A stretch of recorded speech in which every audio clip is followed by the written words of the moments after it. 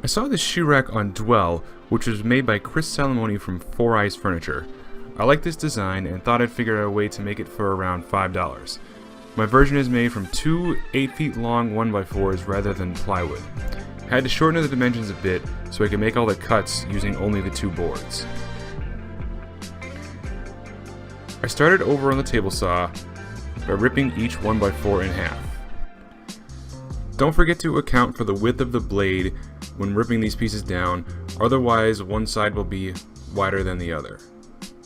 You could do this with 1x2s and you wouldn't need a table saw, but that would cost around $8 and making it for less than $5 sounded much better than $8.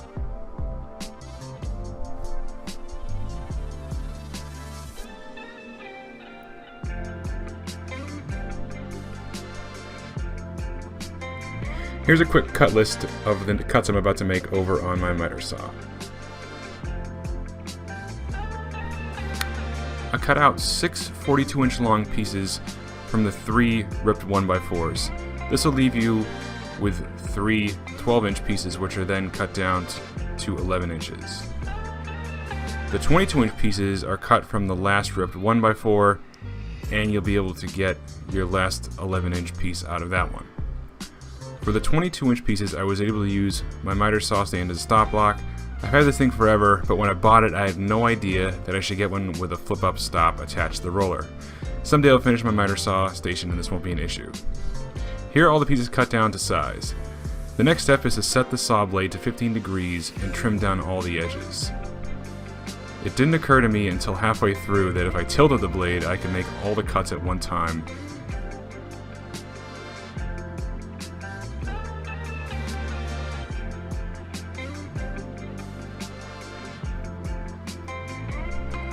For the cross braces, the sides needed to be cut at a 15-degree angle so they match the angle of the vertical supports.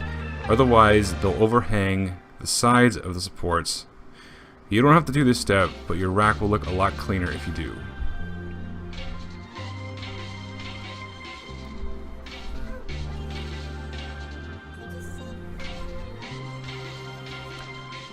I set my table saw blade to 15 degrees and made the first cut. As you'll see in a second, I made a mistake on the first leg.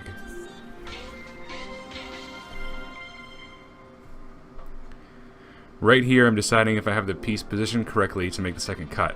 From this angle it's easy to tell that I would have been correct, but I chose poorly and cut the wrong angle. I think I realized it halfway through the cut that I was wrong. Luckily, there was enough wood to cut a 5th cross brace. After that, I made all the cuts correctly.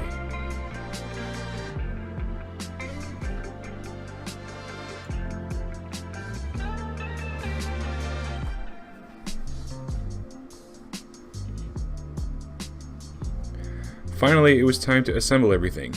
I made a few measurements, but mostly I just eyeballed it. You can place the vertical supports wherever you need, but I'll point out one thing that I wish I'd changed in a minute. I glued each piece and then secured it with a few brad nails rather than trying to clamp everything down.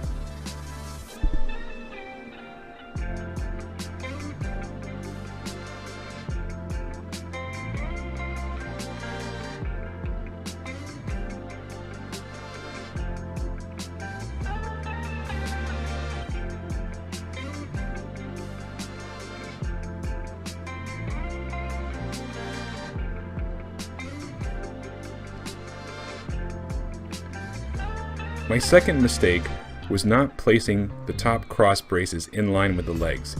It's not a big deal, but if they were moved, the rack would be a bit more aesthetically pleasing. Next, I decided to see if everything was level, and I was pretty shocked to learn that it was, considering I did a lot of eyeballing. I'm not going to use this, so I didn't finish it. My main goal was to see if this could be done for under $5. Chris's shoe rack definitely looks nicer and is probably a bit sturdier than this one, but mine is still fairly sturdy enough to hold several pairs of shoes.